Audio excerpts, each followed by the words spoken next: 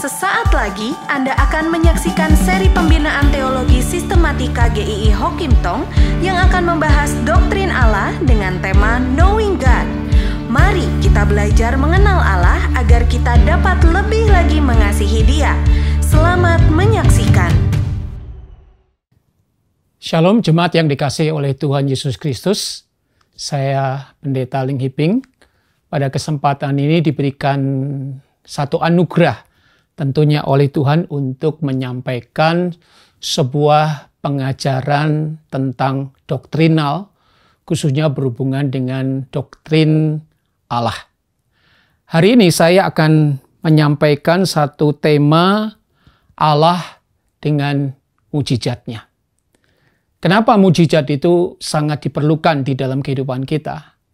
Karena dalam kenyataannya begitu banyak pergumulan, begitu banyak kesusahan-kesusahan yang dialami, dan tidak ada kekuatan finansial, tidak ada kekuatan ilmu pengetahuan, tidak ada kekuatan apapun yang ada di dalam dunia ini bisa menyelesaikan semua persoalan-persoalan di dalam kehidupan kita sebagai manusia.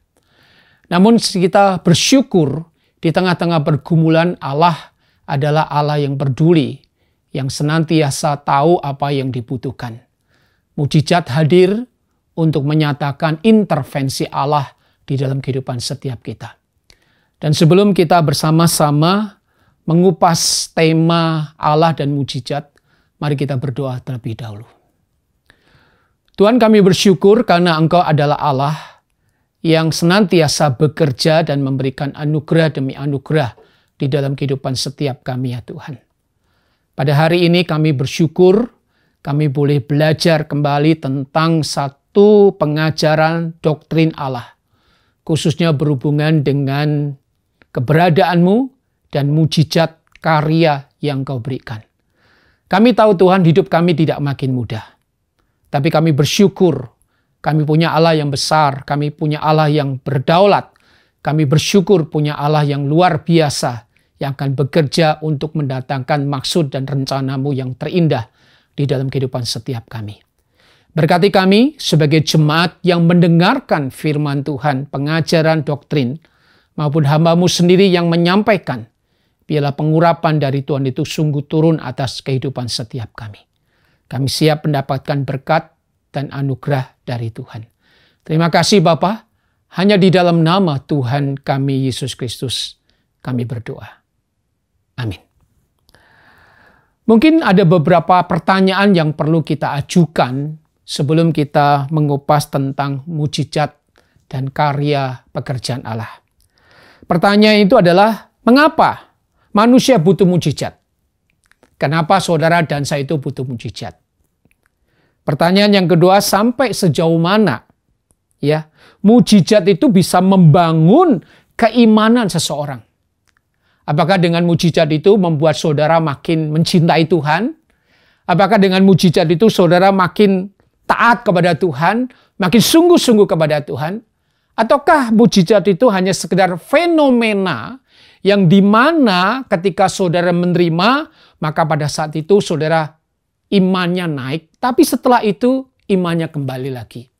Seperti kalau saudara itu minum minuman yang beralkohol, ketika dibuka langsung nyembur, kemudian setelah itu apa? Turun lagi. Pertanyaan yang ketiga, apakah di dalam Allah mengaruniakan segala sesuatu di dalam dunia ini sesuatu yang baik, sesuatu yang luar biasa, sesuatu yang mungkin saudara tidak pernah bayangkan, sehingga mujizat tetap dibutuhkan? Kenapa? Apakah karunia Allah, berkat Allah itu tidak cukup sehingga mujizat itu perlu dibutuhkan di dalam kehidupan saudara dan saya? 3 pertanyaan inilah yang menjadi landasan untuk kita bisa mengupas tentang tema yang sangat menarik pada hari ini. Di dalam awal pembahasan ini, saya ingin mengajak kita untuk berpikir tentang konsep mujizat itu sendiri. Apa itu mujizat? Ada 2 hal yang perlu saudara pahami. Yang pertama, mujizat itu bersifat universal. Artinya apa? Bahwa setiap orang tanpa terkecuali Apakah itu orang percaya ataukah dia orang yang tidak percaya?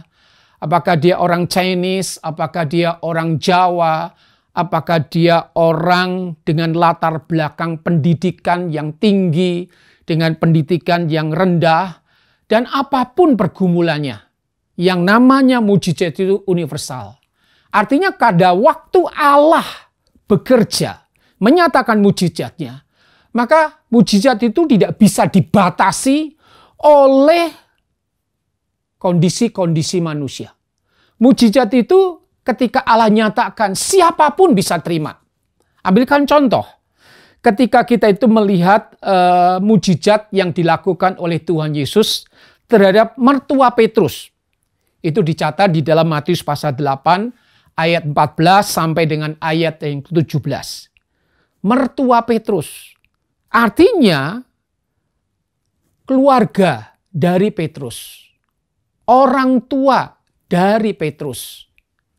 Dan juga dikatakan biarpun mertua Petrus itu tidak ada sangkut pautnya secara langsung dengan Tuhan Yesus. Tapi ternyata ya Tuhan Yesus memberikan anugerah kepada mertua Petrus yang saat itu sedang demam, sedang panas. Kemudian Tuhan Yesus datang dan memberikan mujizatnya, menjamah, dan kemudian mertua Petrus itu menjadi sembuh.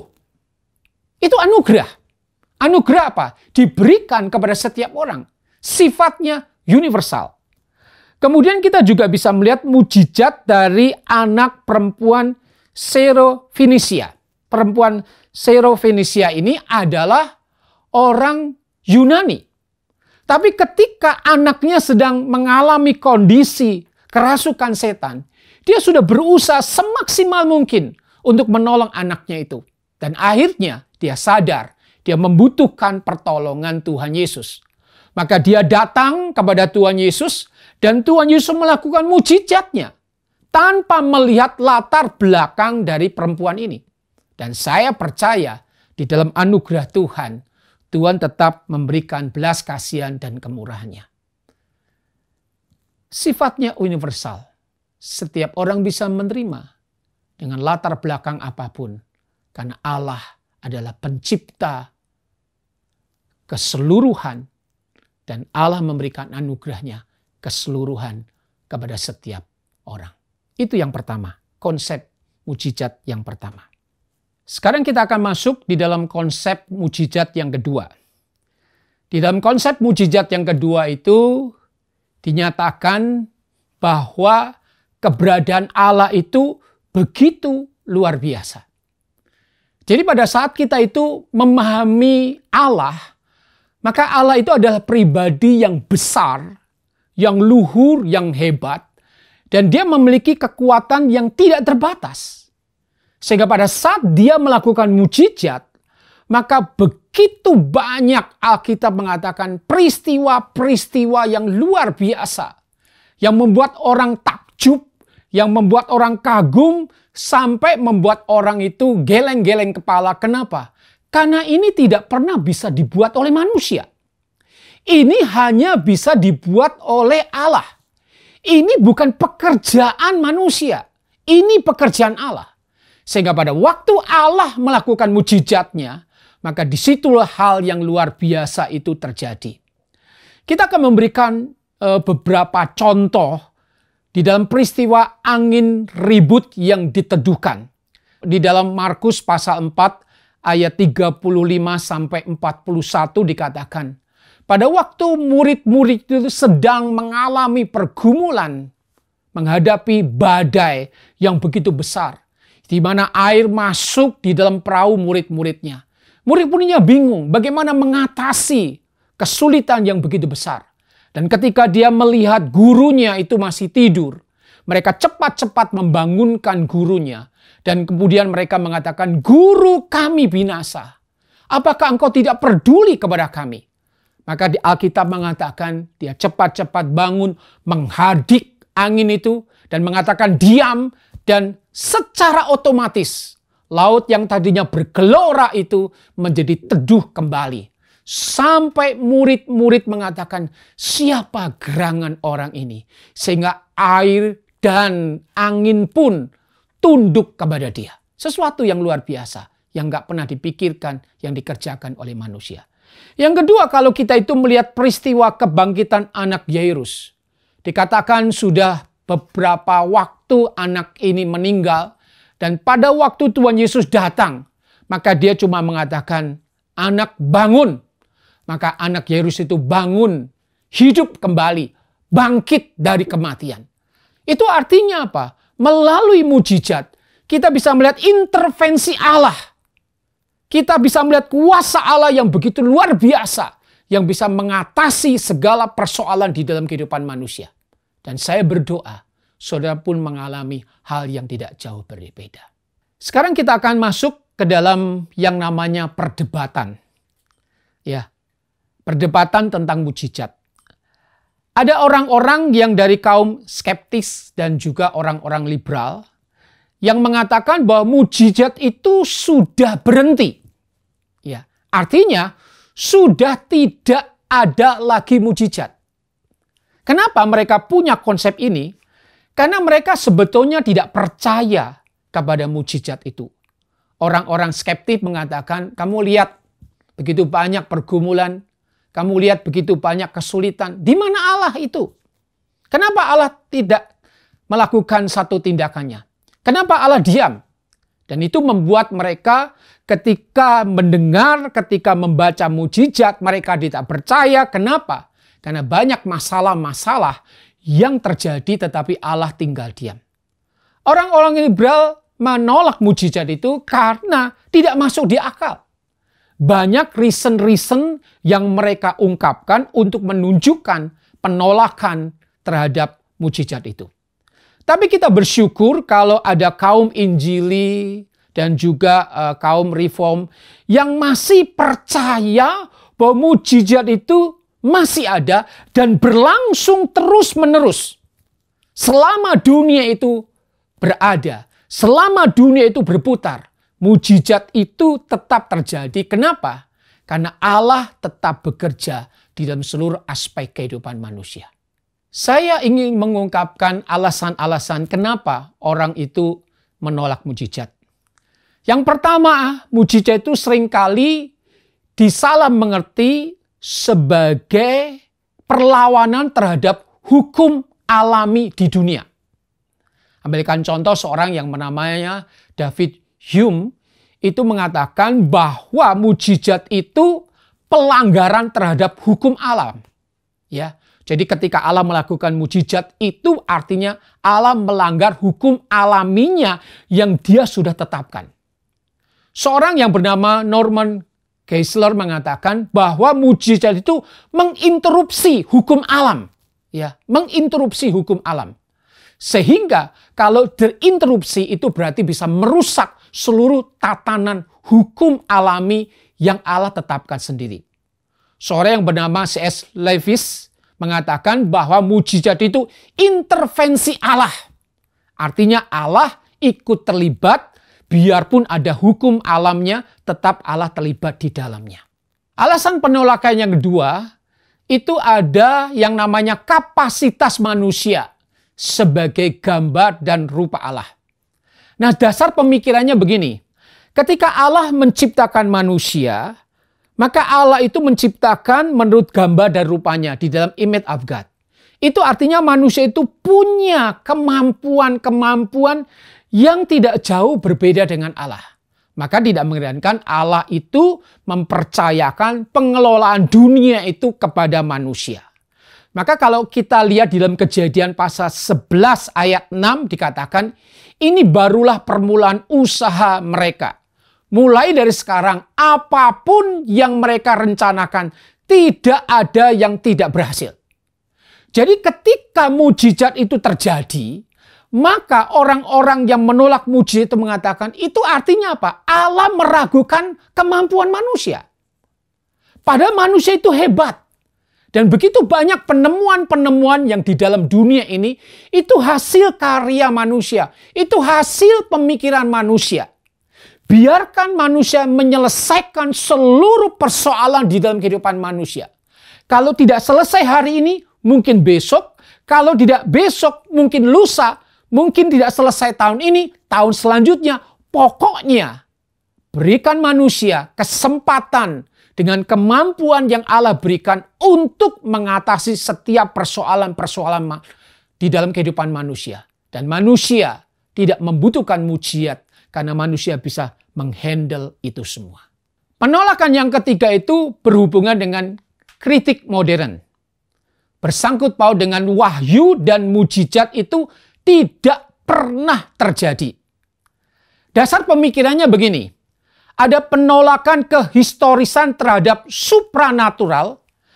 Kenapa? Karena mereka lebih percaya kepada rasionalitas manusia itu sendiri. Saya akan berikan contoh misalnya seperti Herman Reimarus. Dia meragukan tentang keberadaan Alkitab. Alkitab dikatakan apa? Begitu banyak cerita-cerita mitos, cerita-cerita dongeng, khususnya bersangkut paut dengan persoalan mujizat itu sendiri. Sehingga ketika mereka melihat mujizat, ketika mereka melihat kejadian-kejadian spektakuler, mereka menolak. Mereka mengatakan ini tidak masuk di akal. Bahkan kehistorisannya itu diragukan. Ketika mereka meragukan kehistorisan Alkitab, itu sama saja meragukan semua karya Tuhan di dalam kehistorisan sejarah, di dalam mujizat-mujizat yang dilakukan. Demikian juga Baruch Spinoza maupun D.F. Strauss juga melakukan hal yang tidak jauh berbeda, menolak tentang kehistorisan terhadap supranatural dan terhadap kebenaran firman Tuhan, yaitu Alkitab itu sendiri. Penolakan yang keempat itu bersangkut paut dengan mujizat dipercaya sebagai mitos. Nah, salah satu kritikan yang diberikan oleh Karl Marx itu bersangkut paut dengan ketidakpercayaan terhadap keberadaan Allah, agama, dan mujizat. Dia mengatakan bahwa agama atau Allah, keberadaan Allah atau mujizat itu sebagai candu masyarakat. Apa artinya candu? Artinya candu itu membuat tidak sadar, membuat tidak menyadari lagi semua tanggung jawab. Ketika manusia mengalami pergumulan dan manusia tidak bisa menyelesaikannya, maka manusia itu lari ke agama, lari ke mujizat. Dan manusia yang lari kepada agama dan mujizat itu mengharapkan adanya intervensi Tuhan, adanya pertolongan Tuhan. Sehingga karena itulah manusia tidak mau berusaha. Maka Karl Marx mengatakan itu sebagai candu. Padahal mujizat itu sesuatu yang mitos, yang tidak perlu percaya. Kenapa? Karena tidak ada sesuatu apapun yang bisa menjadi landasan untuk dia itu sungguh-sungguh bisa dipegang, diyakini sebagai hal yang masuk di akal di dalam kehidupan setiap manusia. Jemaat yang dikasihi oleh Tuhan, kalau kita itu ingin mengerti bagaimana mujizat itu di dalam konsep yang solid, maka kita perlu membangun kebenaran mujizat itu. Ya, khususnya bersangkut paut dengan Alkitab itu sendiri. Nah, jelas dikatakan bahwa Alkitab mengatakan pada awalnya itu adalah Allah. Kejadian pasal 1 ayat 1 bandingkan Yohanes pasal 1 ayat 1. Itu artinya apa? Keberadaan Allah itu begitu real. Alkitab tidak pernah meragukan Allah. Alkitab tidak pernah bimbang terhadap keberadaan Allah. Allah ada. Allah itu bekerja. Allah itu berkarya. Dan kalau Allah itu bekerja berkarya, maka Alkitab percaya bahwa Allah sanggup melakukan mujizat-mujizat melampaui pemikiran manusia, melampaui keterbatasan manusia. Kemudian tidak hanya itu saja, ketika kita itu bicara membangun kebenaran, itu tidak hanya berbicara tentang keberadaan Allah, tapi juga berbicara tentang pernyataan Allah. Bersangkut paut dengan apa? Bagaimana Allah bertindak. Bagaimana Allah memiliki otoritas di dalam namanya, di dalam gambaran-gambaran atributnya. Bahkan juga Allah menyatakan keberadaannya sebagai Allah Tritunggal. Dan semua pernyataan-pernyataan ini adalah kebenaran. Manusia tidak bisa meragukan. Karena itu Allah yang menyatakan. Itu adalah Allah yang mendemonstrasikan. Itu adalah Allah yang memberikan wahyunya. Sehingga tinggal kita itu percaya atau tidak. Kalau kita percaya, maka iman itu berdasarkan apa yang aku percaya. Bukan apa yang aku lihat. Mujizat terjadi ketika kita percaya. Ketika itu percaya kepada Tuhan yang sanggup melakukan mujizat itu, maka mujizat itu terjadi. Tapi sekali lagi, itu bagaimana Tuhan bekerja dan bagaimana Tuhan menyatakan anugerah dan belas kasihannya. Sekarang kita akan melihat hubungan Alkitab dengan mujizat. Yang pertama, Alkitab itu mengenal begitu banyak mujizat-mujizat yang dicatat di dalam apa? Alkitab. Mujizat itu untuk menunjukkan adanya sebuah otoritas yang Allah kerjakan di dalam kehidupan setiap manusia. Dan ketika Allah memberikan mujizatnya, Alkitab mencatat. Dan catatan-catatan Alkitab itu menjadi otoritas pembuktian bahwa mujizat itu ada dan anugerah Tuhan itu ada di dalam kehidupan setiap manusia. Tidak hanya itu saja, Alkitab selalu mengatakan mujizat itu sebagai manifestasi luar biasa dari keberadaan Allah. Ya, manifestasi yang luar biasa dari keberadaan Allah. Ketika Allah menyatakan mujizatnya, maka tidak ada seorang pun yang bisa meragukan. Ketika Allah menyatakan mujizatnya, tidak ada seorang pun yang komplain. Kalau orang sampai komplain, itu artinya dia meragukan keberadaan daripada Allah itu sendiri. Yang ketiga, Alkitab selalu mengatakan mujizat itu sebagai perwujudan adanya Allah yang mengendalikan segala sesuatu. Mujizat itu untuk menyatakan adanya otoritas yang Allah miliki. Dan mujizat itu juga menyatakan adanya hadirat Allah yang membangun perjanjian dengan umatnya. Dan salah satu contoh konkretnya adalah bagaimana Allah mengendalikan otoritas dan hadirat perjanjiannya itu ketika Allah memimpin bangsa Israel keluar dari tanah perbudakan. Allah memberikan tiang awan dan tiang api. Itu menunjukkan hadirat Allah. Bagaimana Laut Merah terbelah dan mereka bisa berjalan di tengah-tengah. Allah pakai angin untuk membelah laut Teberau itu. Dan Allah dengan kuasanya, dengan otoritasnya menyatakan itu. Bersyukur kita punya Allah yang luar biasa. Bersyukur kita punya Allah yang hidup, yang bekerja, yang melakukan segala mujizat untuk menyatakan manifestasinya, pernyataannya yang luar biasa.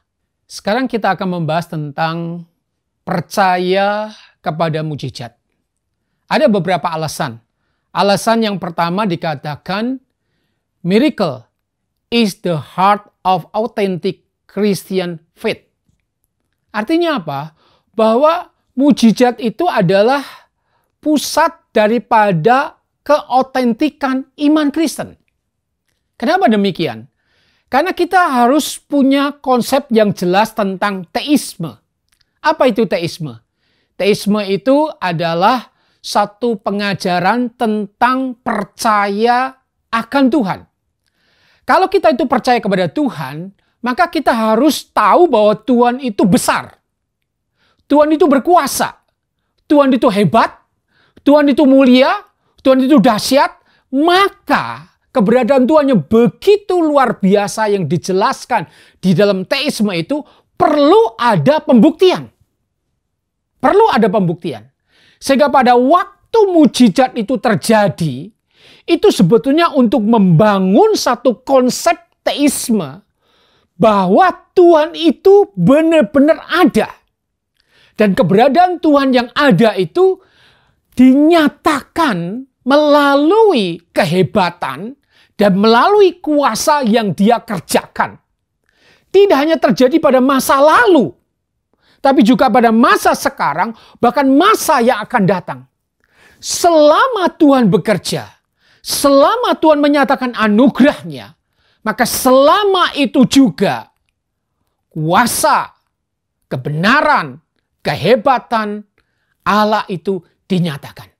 Sehingga pada waktu kita itu percaya kepada Tuhan, itu lebih aman, itu lebih menjamin dibandingkan saudara tidak percaya kepada Tuhan.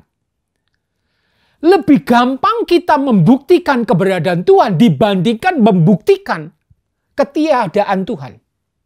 Karena Alkitab memberikan jelas penggambarannya. Tapi kalau engkau membuktikan ketidakadaan Tuhan, pakai bukti apa? Alkitab justru mengatakan Tuhan itu ada dan itu dibuktikan. Sehingga di dalam iman Kristen, teisme itu selalu dibangun di dalam relasi dengan firman. Relasi dengan wahyu. Wahyu umum dan juga wahyu khusus yang Tuhan berikan di dalam kehidupan kita. Maka kita bersyukur kalau kita bisa menjadi orang percaya. Itu artinya apa? Roh Kudus membukakan pikiran kita. Roh Kudus membukakan hati kita untuk mempercayai Tuhan yang besar, Tuhan yang hebat, Tuhan yang mulia, Tuhan yang dahsyat, dan Tuhan yang juga memberikan anaknya untuk menderita dan mati di atas kayu salib untuk memberikan anugerah keselamatan. Itu satu karya yang luar biasa yang Allah berikan. Miracle is the heart of authentic Christian faith. Sekarang kita melihat alasan yang kedua. Kenapa kita percaya mujizat? Alasan yang kedua ada intervensi atau campur tangan dari Tuhan. Namun kita harus mengerti istilah intervensi atau campur tangan dari Tuhan bukan berarti Tuhan merusak hukum alami yang Tuhan sudah tetapkan di dalam dunia itu. Bukan. Tetapi konsepnya jelas.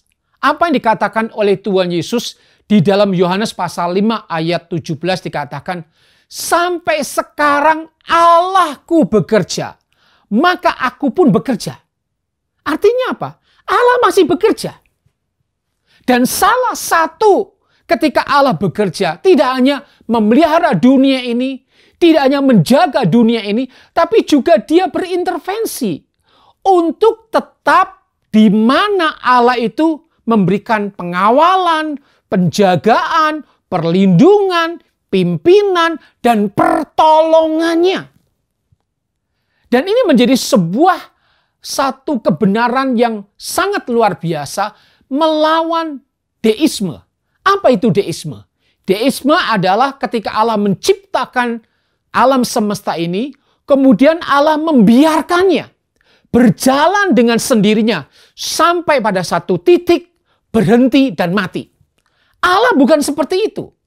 Allah kita adalah Allah yang berintervensi dalam segala kedaulatannya, dalam segala kebaikannya, dalam segala kemurahannya. Tangan Allah bekerja untuk membawa perjalanan sejarah, untuk membawa perjalanan hukum ini yang kadang-kadang menyimpang, Allah kembalikan lagi. Yang kadang-kala tidak berjalan dengan apa yang Tuhan harapkan, bisa berjalan kembali. Sehingga disitulah kita bisa melihat di dalam intervensi Allah ada tanggung jawab yang besar yang Allah berikan. Karena apa? Karena dunia itu Allah ciptakan. Manusia itu Allah ciptakan. Dirusak oleh dunia, dirusak oleh dosa. Tetapi Allah berintervensi untuk memberikan berkat dan anugerahnya di dalam kehidupan setiap saudara dan saya. Yang ketiga, kenapa kita percaya mujizat? Karena ini bersangkut paut dengan tindakan penyelamatan Allah. Kenapa dikatakan tindakan penyelamatan Allah? Karena Allah itu di dalam segala kemurahannya dan kebaikannya, Dia membuat yang namanya sebuah perjanjian. Perjanjian dengan umat Israel, perjanjian dengan umat manusia yang sekarang disebut sebagai orang-orang percayanya. Dan ketika manusia jatuh di dalam dosa, Maka di dalam awal kitab Kejadian dikatakan keturunan perempuan ini akan meremukkan kepala dari ular ini. Dan keturunan daripada ular ini akan meremukkan tumit dari keturunan wanita ini. Itu artinya apa? Ketika manusia jatuh di dalam dosa, Allah memberikan janji. Allah memberikan nubuatnya bahwa Allah sanggup memberikan anugerahnya untuk menyelamatkan manusia. Sehingga pada waktu mujizat itu terjadi, maka sebetulnya prioritasnya adalah melalui mujizatnya itu Allah bertindak untuk menyelamatkan manusia yang sedang di dalam kondisi menderita, yang sedang di dalam kondisi dihancurkan oleh dosa, yang sedang mengalami kematian, yang sedang di dalam kondisi tidak berharapan. Allah berintervensi, Allah menyelamatkan manusia melalui mujizat. Dan tidak hanya itu saja, dikatakan apa? Ketika Allah menyelamatkan, maka itu menjadi kabar baik. Di dalam Lukas pasal 4 ayat 18 sampai 19 dikatakan, roh Tuhan ada padaku. Dan roh Tuhan yang ada padaku itu memberikan kabar sukacita. Yaitu kabar kebaikan bagi orang-orang yang tertawan, bagi orang-orang yang menderita, bagi orang-orang yang sakit, bagi orang-orang yang mengalami pergumulan apapun, aku datang. Dan ketika Kristus datang itu adalah mujizat. Dan ketika Kristus menjamah, mencelikan orang buta, membuat orang lumpuh berjalan kembali, itu semuanya membuktikan bahwa Dia adalah Allah yang sungguh-sungguh peduli. Dia adalah Allah yang sungguh-sungguh berintervensi, melakukan anugerahnya, memberikan kuasanya, mujizatnya sebagai kabar baik di dalam kehidupan setiap manusia yang tidak ada pengharapan apapun. Yang keempat, kenapa kita perlu percaya mujizat? Sebagai kesaksian apologetika. Apa itu apologetika? Apologetika adalah pembuktian iman Kristen melalui perdebatan, melalui nalar pemikiran, dan pembuktian kebenaran.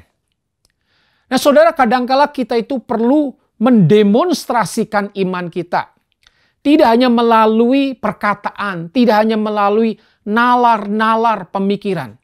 Karena seringkali perdebatan itu biarpun secara nalar, biarpun secara pemikiran oke, tapi kalau hati itu tidak disentuh oleh Tuhan, kalau hati itu tidak dibuka oleh Tuhan, kalau pemikiran itu tidak dibuka oleh Tuhan, maka sebetulnya semua perdebatan itu tidak akan menyelesaikan. Tapi justru ketika kita itu berdebat dan mengalami kementokan dan kesulitan untuk meyakinkan orang, maka kadangkala mujizat itu dihadirkan. Kenapa? Karena mujizat itu menjadi bukti konkret. Bukti nyata. Siapa Tuhan itu? Bukan karena olah pemikiran kita. Bukan karena filsafat kita. Tapi karena Dia benar-benar ada. Dan kita berdoa. Begitu banyak orang dimenangkan oleh Tuhan. Begitu banyak orang yang percaya kepada Tuhan ketika melihat mujizat itu. Saudara, saya masih ingat pada waktu saya itu menginjili mama saya. Dia itu orang yang tidak percaya kepada Tuhan atau ateis. Kemudian saya mengatakan, mama perlu percaya sama Tuhan. Dan mama saya mengatakan, di mana Tuhan itu? Mana Tuhan itu? Kemudian saya mengatakan, mama percaya Tuhan Yesus mengasihi mama. Tapi kemudian saya susah sekali meyakinkan. Sampai suatu saat ketika mama saya sakit. Entah kenapa Tuhan itu mendorong saya, dan saya percaya itu dari Roh Kudus. Coba doakan mamamu.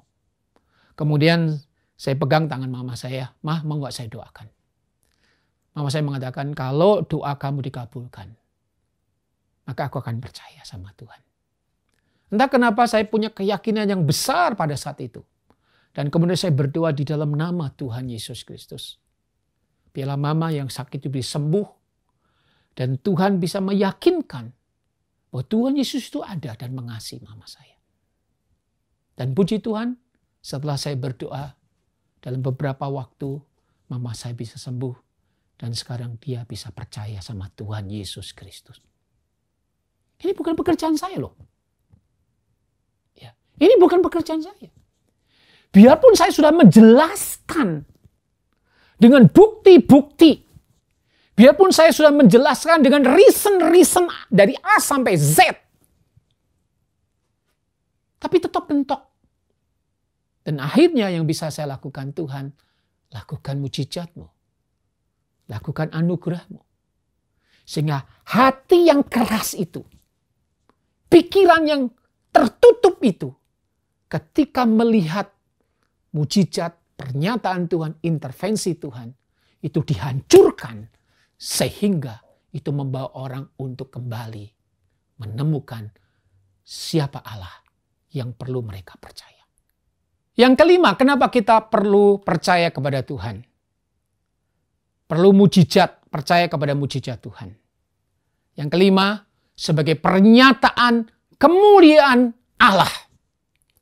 Nah, saudara, yang perlu kita pahami ketika kita itu bicara mujizat, maka subjek dan objek dari mujizat itu bukan manusia loh. Ya. Bukan orang yang melakukan mujizat itu.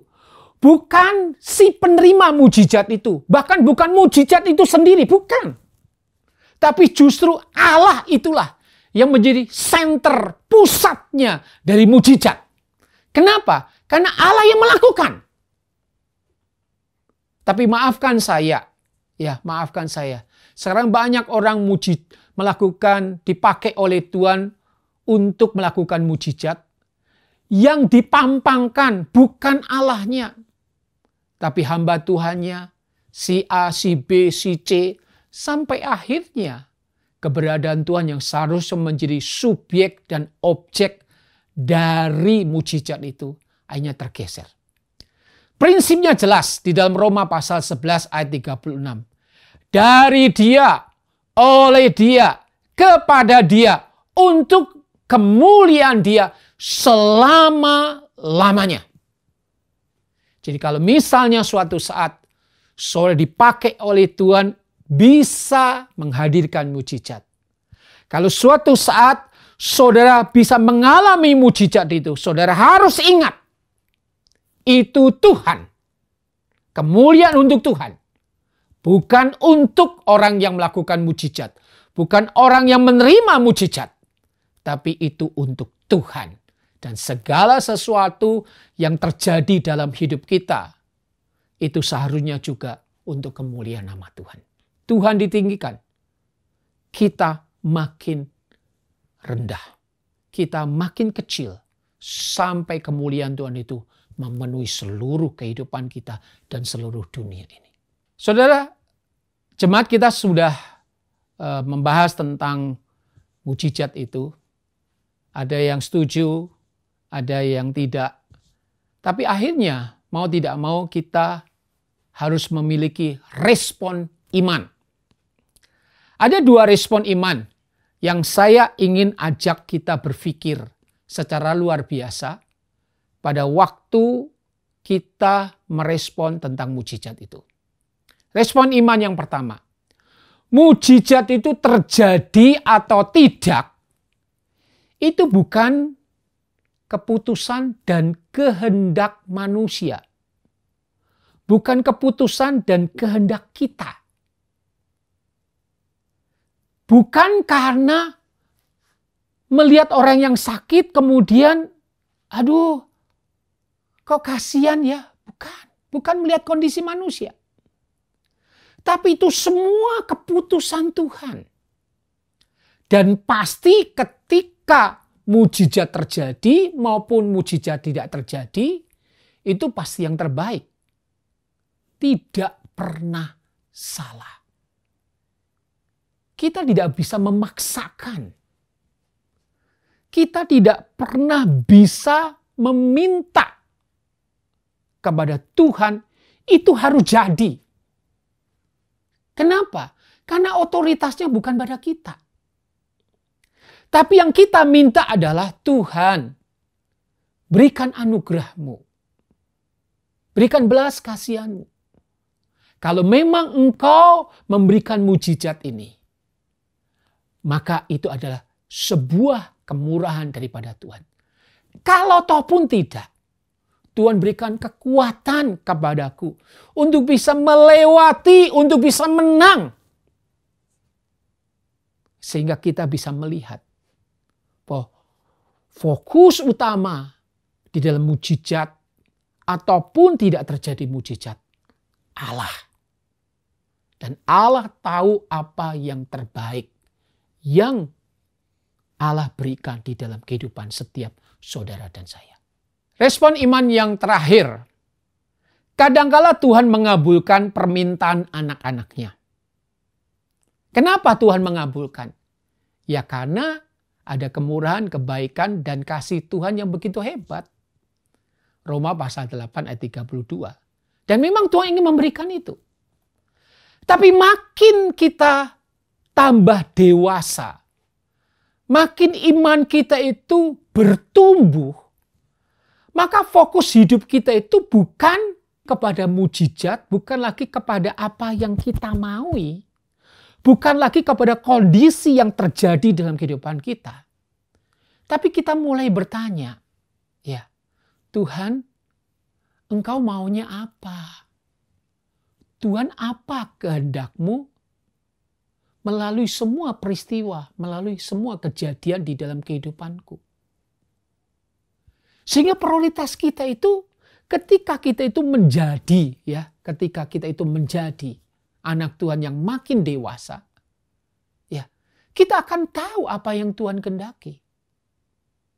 Karena apa? Itu prioritas hidup kita. Dan saya percaya ketika kita sungguh-sungguh mengerti ini, maka disitulah hidup iman saudara makin dikuatkan, ditumbuhkan. Karena Tuhan mengasihi setiap saudara dan saya.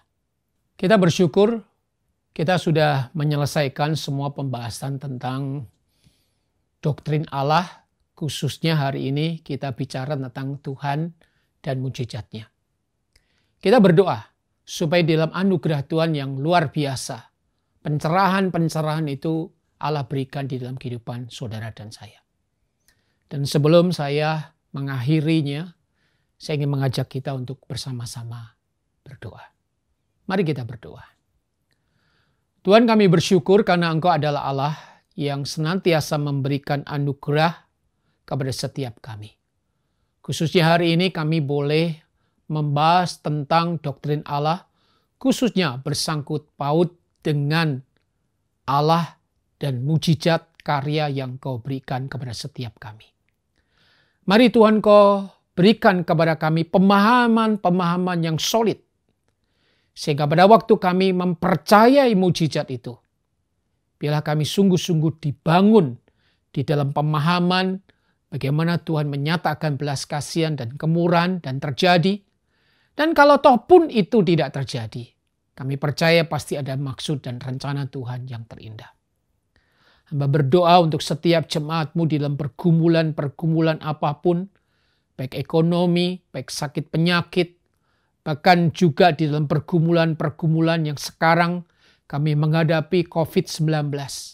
Apapun kondisi daripada jemaat-Mu, di dalam ekonomi maupun juga pergumulan yang lain. Di dalam nama Tuhan Yesus Kristus, Tuhan kiranya berintervensi, melakukan mujizat, bahkan Tuhan memberikan kekuatan dan lawatan Tuhan terjadi atas hidup setiap jemaat Tuhan. Sehingga mereka boleh dibangunkan, mereka boleh dibangkitkan, dan mereka boleh diselamatkan. Dan mereka boleh mengalami lawatan Tuhan yang begitu ajaib. Sekali lagi Tuhan, kami bersyukur untuk anugerah Tuhan yang terjadi pada hari ini. Segala puji dan segala hormat kami kembalikan hanya di dalam nama Tuhan kami, Yesus Kristus. Amin. Tuhan memberkati kita semua. Immanuel. Terima kasih sudah menyimak topik ini. Nantikan topik-topik berikutnya yang dapat memperlengkapi kehidupan rohani Anda melalui media sosial GII Hock Intong. Soli Deo Gloria.